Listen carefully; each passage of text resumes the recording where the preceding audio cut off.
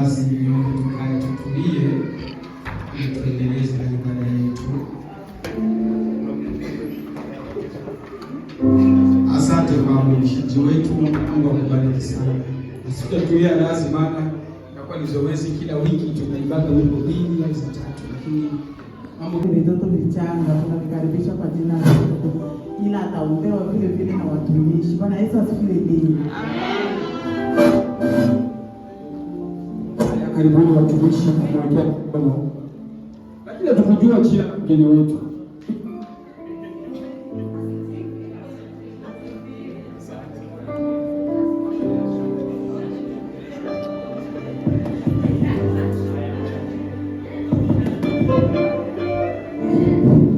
Bwana Yesu asifiwe sana. Amen. Basi tutafanya maombi kwa ajili ya mtoto wa watumishi Mchungaji Ramadhani karibia pamoja na mwinjilisti wa Kirongo karibia.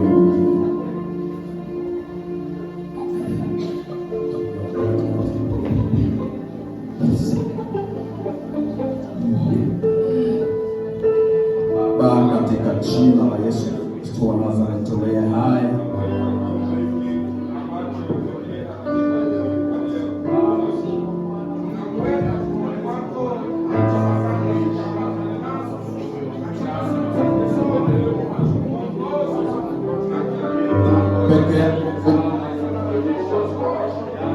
umlinde, umwezeshe. Ameleta kwa kusudi lako, ndio maana Bwana amezaliwa. Atelele kusudi lako lililomleta duniani likaweze kutumia katika maisha yako. Usiache shetani kupita milango ya kumjaribu. Usiache kufungua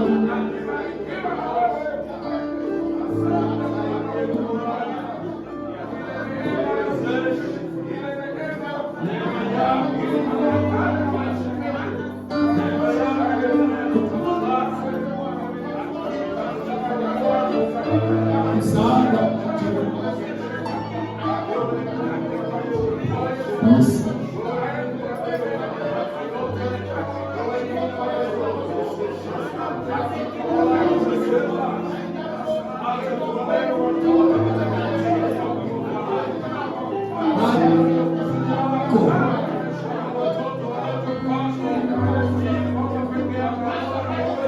Mlenzi wa watoto wetu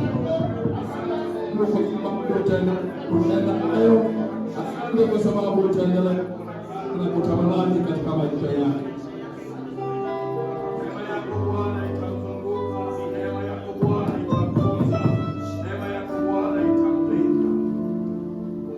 Mchana kama vile usiku, mlinde atokapo, mlinde aingiapo Bwana. Asante kwa sababu katika malango yao Bwana utaendelea kusimama. Ni kwa Kristo Yesu Bwana tunaomba.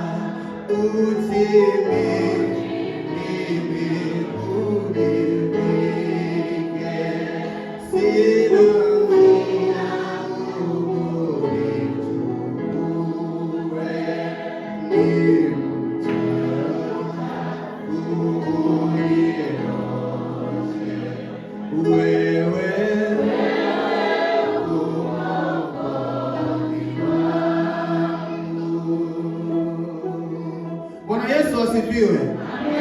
Mwamba uliopasuka ndani yake najificha. Haleluya. Asante sana. Basi niombe upande huu.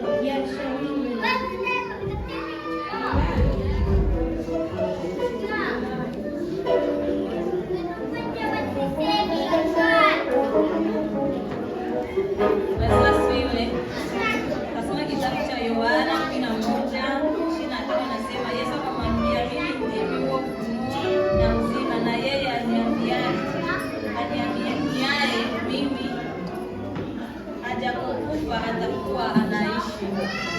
Amen. Amen.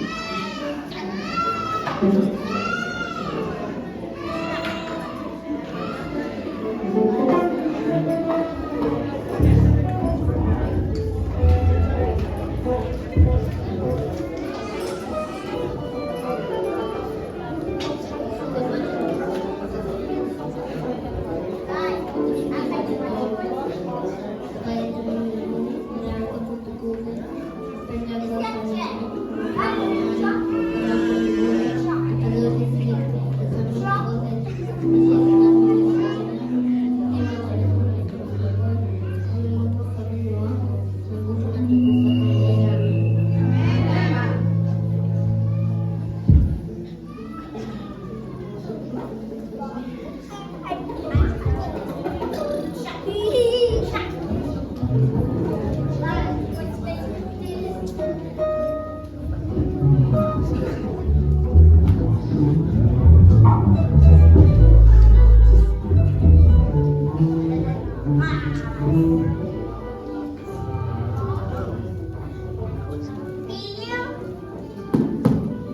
Amen.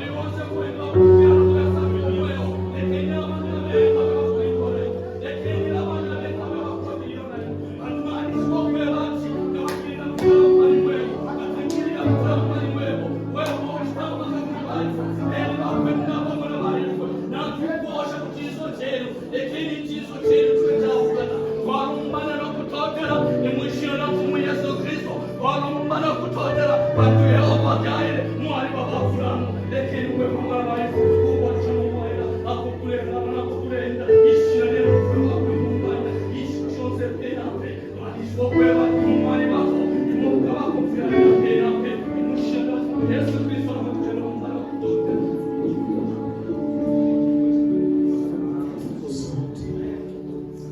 Amen. Tabia kwa Baba Yesu.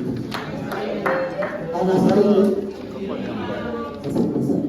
Ya, kulingana na masanzi zetu ndani ya ndoto.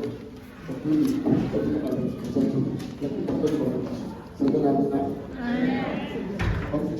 Kama dakika 15 ikichukua kwa muda mrefu kama dakika 20. Lakini nipata nafasi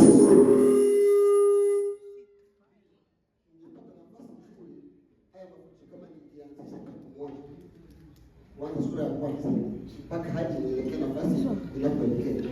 Kwa sababu ya siku ya leo nimechukua sura ya 4 katika maisha katika mafundisho ya kufundisha. Sema na mimi. Kabla msitasema nitamani mchungaji babu kwamba Mtakatifu wetu, tunakushukuru na kusema tena asante kwa siku ya leo. Tunasema asante Mungu wetu kwa sababu umeenda kutupatia kibali na kwenda kuonekana hapa siku ya leo. Kwa maana kuna wengi ambao walienda kutamani kuwa kama jinsi tulivyo, lakini hawakupata nafasi Mtakatifu.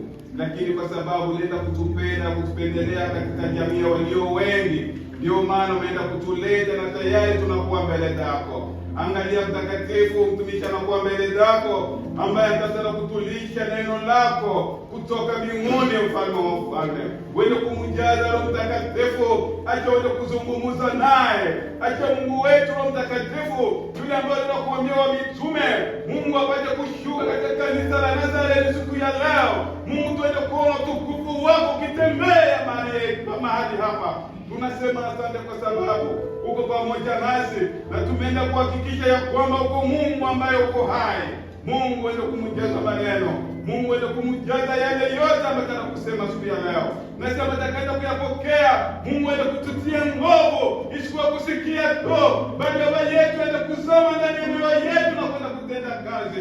Baba yetu tunasema asante kwa sababu utaenda kuona mkono wako siku ya leo katika jina la Yesu Kristo. Amen. Haleluya. Sawa. Mimi napata nafasi siku ya leo hata kumshukuru mchungaji. Inawezekana kwamba uliona ndoto. Kwa sababu sijui sana kwa nini kanisa la Nazareti sikahubiri wala sikufundisha. Ila kuna siku moja ambayo nakusimama nikahubiri ndani tu. Sasa tunakubadilisheni maisha.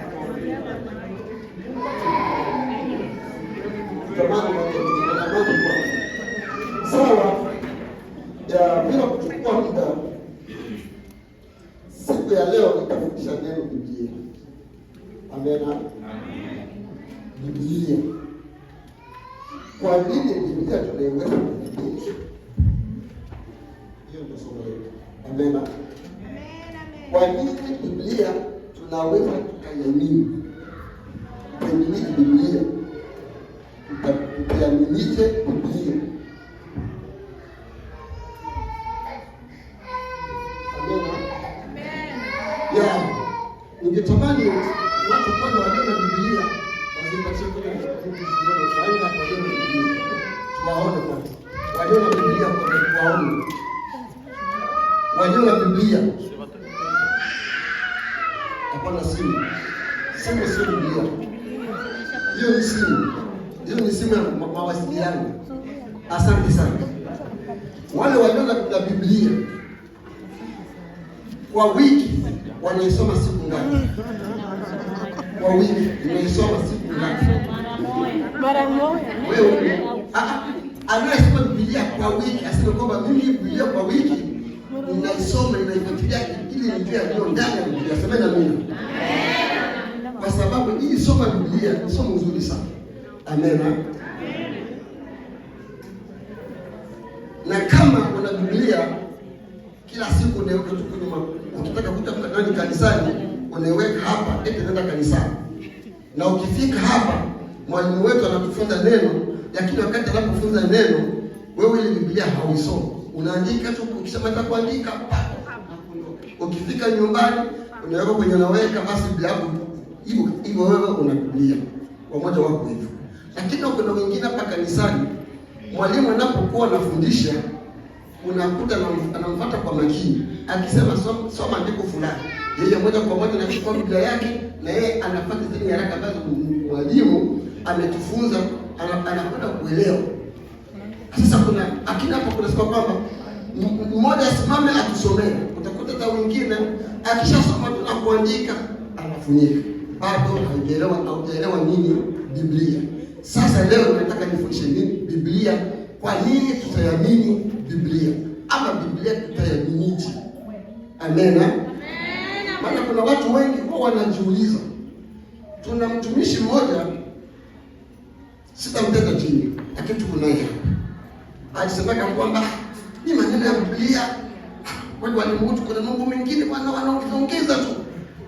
Nikamsikiliza, eti wakati mnapokuwa mnafundisha kuna mengine mnaongeza, na kuna mengine haya bado hayajaingia akilini mwake. Amen. Biblia ni kitabu takatifu. Amen. Biblia hii ni kitabu takatifu. Biblia, waliandika Biblia hii wanatajwa katika Biblia, wanatajwa kabisa, ni kama watu 40 na zaidi. Amen. Hii Biblia inaandikwa na watu 40 na zaidi. Nao watu walioandika Biblia ni watu ambao walipokea nguvu za Roho Mtakatifu. Amen. Hii Biblia ina mambo mengi sana katika Biblia, lakini nitajabu ni kwa wakati unapokuwa na Biblia, aidha usamani kwanza nitoe mfano. Unapokuwa unatembea barabarani, unaenda sehemu moja, unakuta pale kuna sanduku ambalo limetupwa pale la hazina. Hiyo hazina unapoiokota tu, na kama kabla hujafungua hazina hautajua kilichomo ndani ya hazina. Amen. Na ndivyo Biblia yetu. Kuna watu wengi wana Biblia lakini wasijue ndani ya Biblia kuna nini. Amen. Asante sana. Sasa kuna watu ambao waliopokea huu ujumbe wa Mungu kwa njia maneno, waliyatangaza kiwasi. Amen. Tusome kitabu cha Matendo sura ya 26, sura ndogo ya 25 hadi 26. Tusome 26 Matendo sura kubwa 26 mstari mdogo wa 25 hadi 26. Hadi tayari asome hapo. Tusikie kushuhudia kwa watu ambao waliokwenda kutangaza injili ya Mungu kupitia Biblia. 25. Amen. Lakini Paulo akasema, sina wazimu, Festo mtukufu, bali nanena maneno ya kweli na ya akili kamili. 26. Kwa maana mfalme anajua habari za mambo haya, nami naweza kusema naye kwa ujasiri, kwa sababu najua sana ya kuwa hapana neno moja katika haya asilolijua. Kwa maana jambo hilo halikutendeka pembeni. 26 hadi 27. 27. Mfalme Agripa, je, waamini manabii? Najua ya kuwa waamini. Amen. Bwana Yesu asifiwe sana.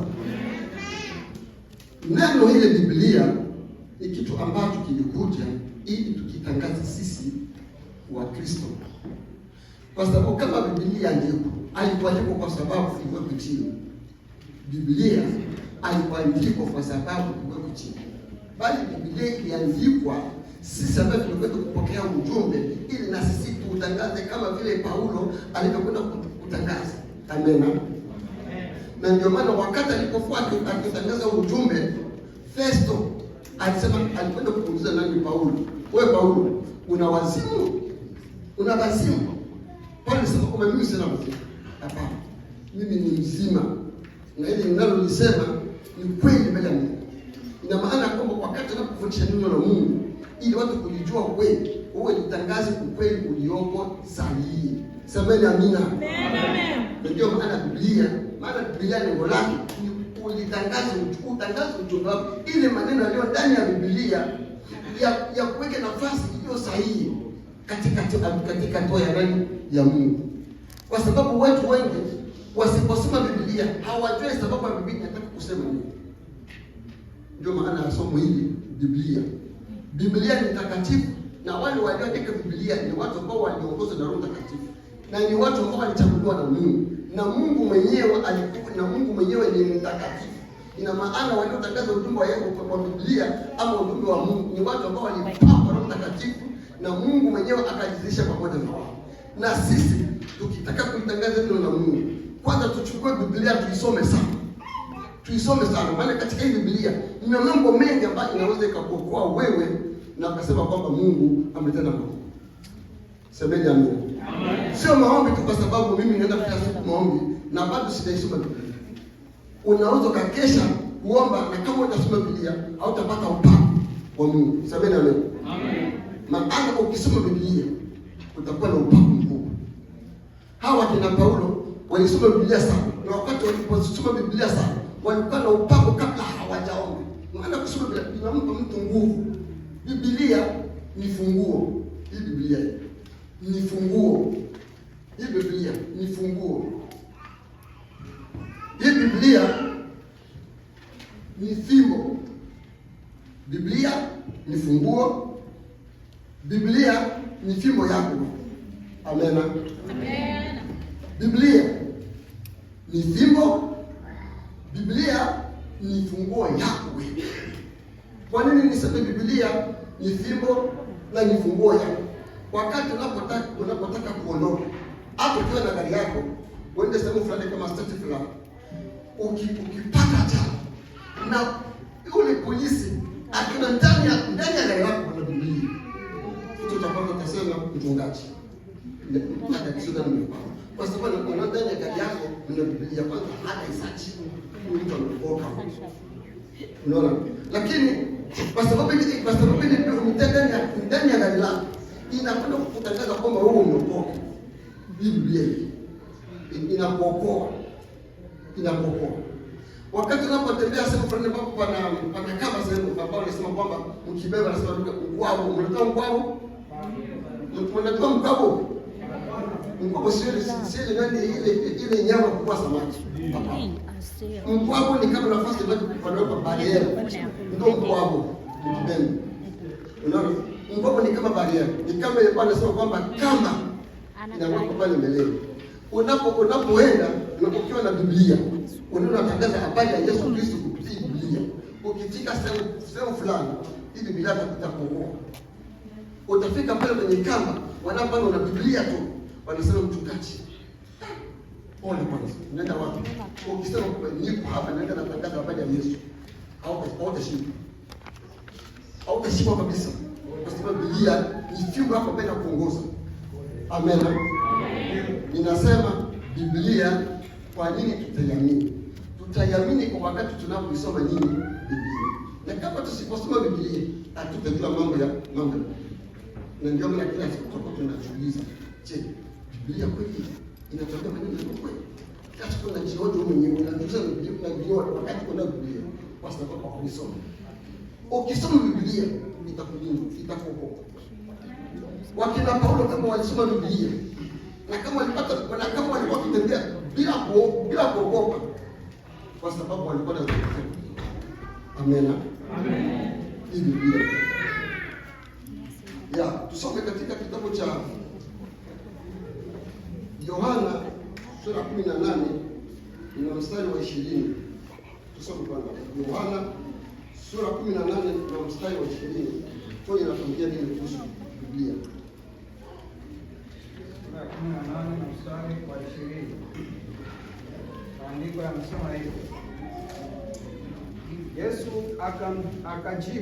akamjibu, mimi nimesema na ulimwengu waziwazi, siku zote nalifundisha katika sinagogi na katika hekalu,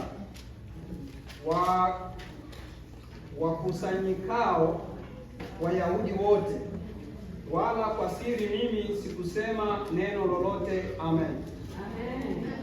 Bwana Yesu asifiwe sana. Maneno yaliyo ndani ya Biblia, wakati unapoyafundisha, usiyafundishe kwa siri. Maana Yesu anataka yeye hakuyafundisha kwa siri, alifundisha kwa wazi. Ina maana wakati kuna Biblia, usiogope. Unaogopa nini kwanza? Utaogopa nani kwanza? Mwanadamu atakutenda nini? Kwa nini uogope mwanadamu atakutenda nini wakati kuna Biblia? Wakati una fimbo, wakati una ufunguo.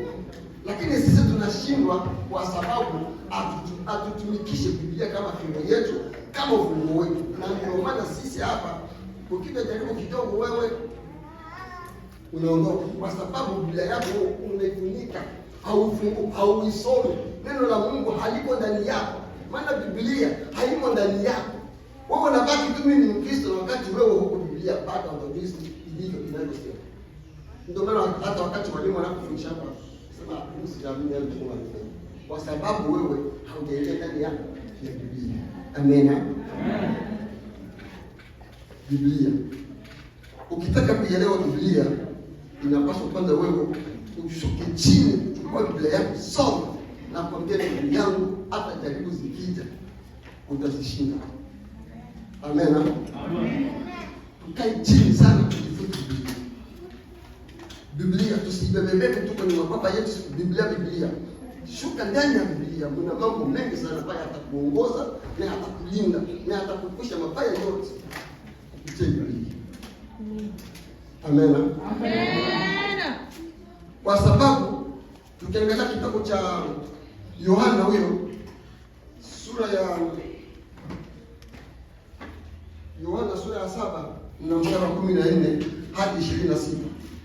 Karibu angalia somo. Sura ya 7 mstari wa 14 hadi ngapi mwalimu? Hadi 26. Sura ya 7 na mstari wa 14 hadi 26. Maandiko yanasema hivi. Hata ikawa katika sikukuu Yesu alikwea kuingia hekaluni akafundisha. Wayahudi wakastaajabu wakisema, amepataje huyu kujua elimu ambaye hakusoma? Basi Yesu akawajibu akasema, mafunzo yangu si yangu mimi, ila ni yake yeye aliyenipeleka. Mtu akipenda kuyatenda mapenzi yake atajua habari ya yale mafunzo, kwamba yatoka kwa Mungu au kwamba mimi nanena kwa nafsi yangu tu. Yeye anenaye kwa nafsi yake tu utafuta utukufu wake mwenyewe, bali yeye anayetafuta utukufu wake aliyempeleka, huyu ni wa kweli, wala ndani yake hamna udhalimu. Je, Musa hakuwapa Torati?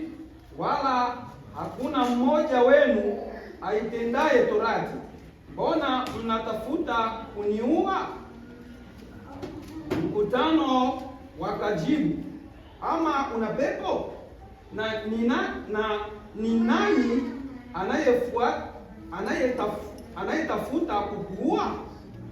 Yesu akajibu akawaambia, mimi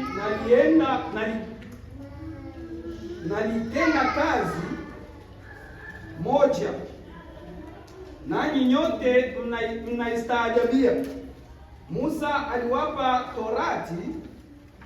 tohara, lakini si kwamba yatoka kwa Musa, bali kwa mababa. Nanyi siku ya Sabato umtahiri mtu. Basi ikiwa mtu upashwa Torati, upashwa torati siku ya Sabato, upashwa tohara siku ya Sabato, ili torati ya Musa isije ikavunjika. Mbona mnanikasirikia mimi kwa sababu nalimfanya mtu kuwa mzima katika siku ya Sabato? Basi msihukumu hukumu ya macho tu, bali ifanyeni hukumu iliyo ya haki. 25. Basi baadhi ya watu wa Yerusalemu wakasema, je, huyu siye wanayemtafuta ili wamuue? 26. Na kumbe anena waziwazi, wala hawamwambii neno. Yamkini hao wakuu wanajua hakika ya kuwa huyu ndiye Kristo. Amen. Bwana Yesu apewe sifa. Semeni amen. Hapa tunapata ujumbe wa Bwana wetu Yesu Kristo kama jinsi alivyoenda hekaluni akakuta makuhani pale, na kulingana na maneno aliyosema pale, wale makuhani walipenda kushangaa sana. Walijiuliza, haya maneno mtu anayatoa wapi? Wasijue kwamba yule ambaye aliyetajwa tangu hawali, kabla ya hajaja hapa, wanabii Isaya walitabiri, walisema kwamba kutakuja mkombozi, atakuja kukomboa wa ulimwengu kupitia nini? Biblia. Nasema amen. Ndio maana Biblia ukisoma sana, ndugu zangu, nakwambia utakuwa mshupavu wa hatari sana, kwa sababu Biblia itakukingia hata majani. Hata watu wa usiku watakuja kukukingia kwa sababu ya Biblia tu, utawashinda, kwa sababu unazo nguvu za Mungu ziko ndani yako, kwa sababu wewe unasoma Biblia kila siku. Itakuokoa. Hii Biblia inaweza kukutajirisha wewe. Hii Biblia ukisoma Biblia kindani kabisa na ukishika vizuri, nakwambia hata utajiri. Unasikia wao wanasema kwamba wale walikuwa wakiponyesha watu vipofu kwenye Biblia, wale kama bonge. Hii Biblia hii, kwa sababu ya Biblia bonge alikuwa matajiri, bonge alikuwa matajiri. Hata sisi ni maskini kwa sababu hatusomi Biblia. Lakini ukisoma Biblia, ukiambia watu wazi wa Biblia, utakusimama kutajirisha. Sema amina. Lakini kama tusipodhamiria ndani ya Biblia, hatutajua Biblia inasema nini. Na ndio maana Biblia tunakuja kila siku. Kwa nini Biblia tutaiamini? Tutaamini kwa sababu sisi si wasomi wa Mungu wa Biblia. Amen. Ina maana ukiwa ndani ya Biblia, ukisoma Biblia sana, na kwambia ndugu yangu, huko ni mshupavu kwa sana. Na ndio maana tukina Paulo walipata nguvu. Hawakuwa na woga kutazama neno la Mungu, kwa sababu walijua kwamba nikichukua Biblia kama fimbo yangu, siogope kitu chochote. Siogope wala siogope mwanadamu atanitenda nini, kwa sababu ninacho kitu ndani ya Biblia. Ni fimbo yangu na mlinzi wangu, ni funguo wangu. Amen. Biblia. Kwa nini tuiamini Biblia? Tutaiamini Biblia kwa wakati tunapoisoma sana na kuitafakari sana, Mungu atatutendea mambo. Nakumbuka ndugu mchungaji Mlongolesa sema neno moja hapo. Tusio wa Kristo wakuja hapa kanisani tunapiga ngoma na tuneno, lakini tuna wa Kristo na waakili, tuipanua akili yetu, kupanua akili yetu. Maana ukiwa Mkristo kupanua akili yako ndio ndani ya Biblia, na kuambia wewe ni mjasiri wa Mungu na Mungu atakutendea mambo. Tusiogope wakati unapokuwa wewe ni Mkristo mwenye kuokoka, ambao umekubali Yesu Kristo kwa Bwana mwokozi wako. Chukua Biblia hii itakutendea mambo. Amen. Lakini tusipochukua Biblia tuna matatizo makubwa sana. Na kila siku sisi tutakuta tunasema mimi nasikia hapa. Hapana. Biblia hii inaokoa. Biblia inaponya Biblia. Amen. Na ndio maana nisema kwamba siku ya leo mimi nitafundisha neno kidogo sana kwa sababu kulingana na muda. Lakini somo langu mimi nimeliacha kunyuma. Ningetamani kwamba wakinipa sasa ndio sitasema kwamba uje na daftari na kalamu yako, alafu tuanze Biblia ilipotoka na kwa nini Biblia inahusu tukio. Amen. Amen. Kama mtumishi akiniruhusu kwa wiki mbili ama tatu, hiyo maneno kwanza mimi niangalie chini Tunaona niangalie chini, niatunge vizuri.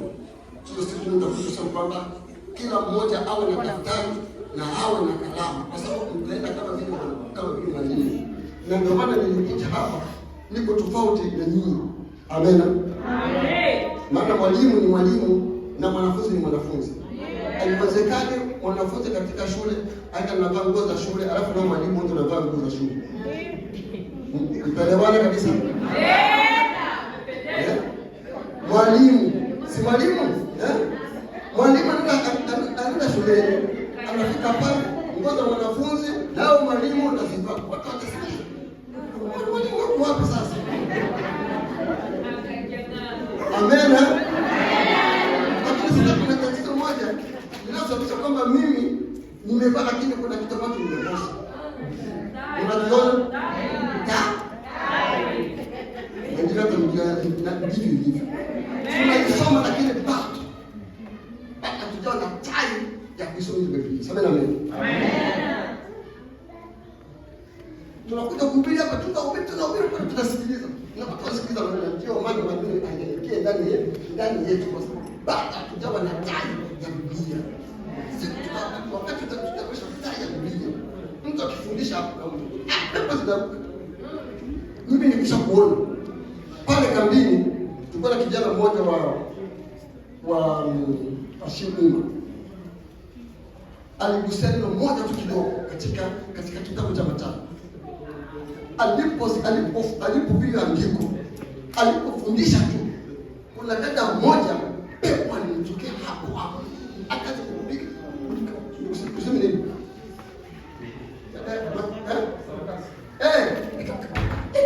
Nini yule pepo?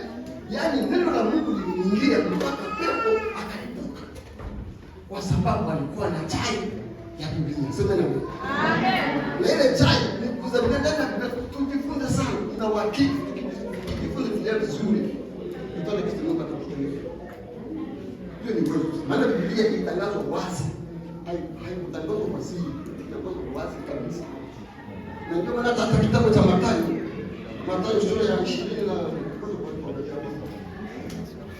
Mathayo 10:34 hadi 38 soma na Amen. Mathayo 10:34 hadi 38.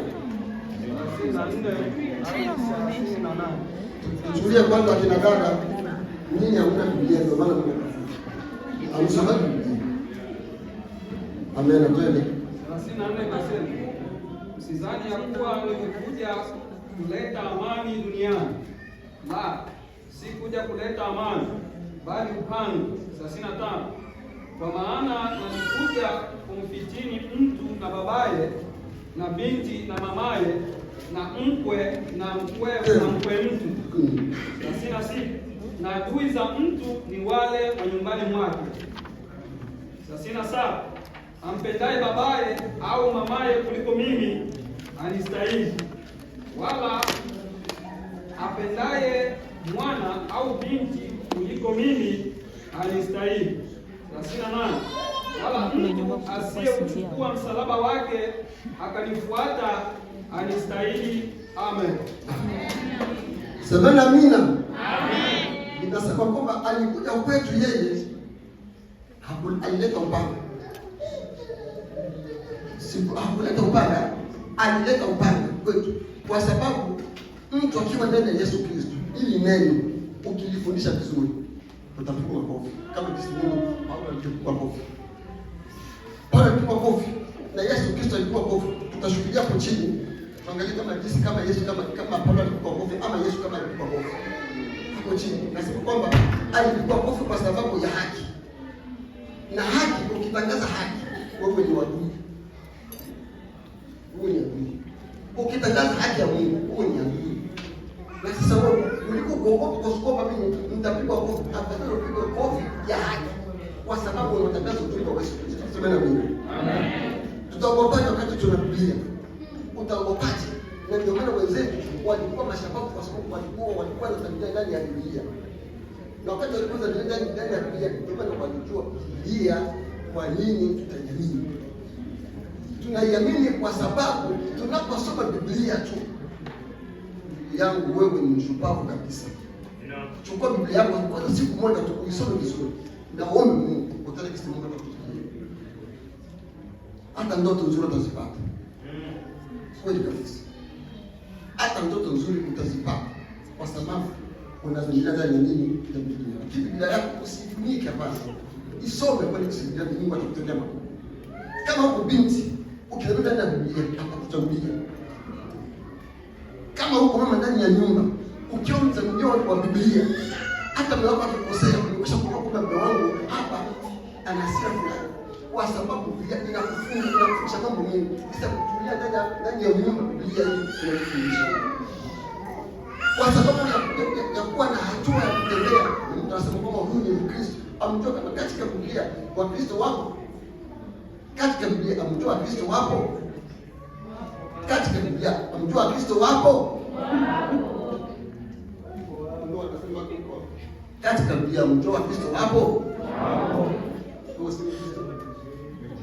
Wewe nani mfuasi hapo? Aliye mfuasi hapa chini ndio. Mfuasi wa Yesu. Ina maana kama wewe ungali mfuasi hapa, ndio tunataka hili neno ni Mungu kwako. Lakini kama wewe ni Mkristo, ile ndio sio Mungu kwako. Kwa sababu maneno yote yanayoona hata ndani ya Biblia yanaonyesha kwamba wewe ni Mkristo, umeokoka. Kwa hiyo usiogope kutangaza injili ya Bwana kupitia Biblia. Kwa sababu Biblia ni Biblia takatifu ambayo imekuja sisi tuitangaze. Amen. Amen. Asante sana. Na ndio nimesema kwamba kila yeyote aliye na Biblia aisome. Uisome sana, utajua siri iliyo ndani ya Biblia. Na Mungu atakuwa mtetezi wako na atakupigania majaribu na majaribu mengine mpaka kujilia. Mungu atakutendea. Na Bwana Yesu abariki. Amen.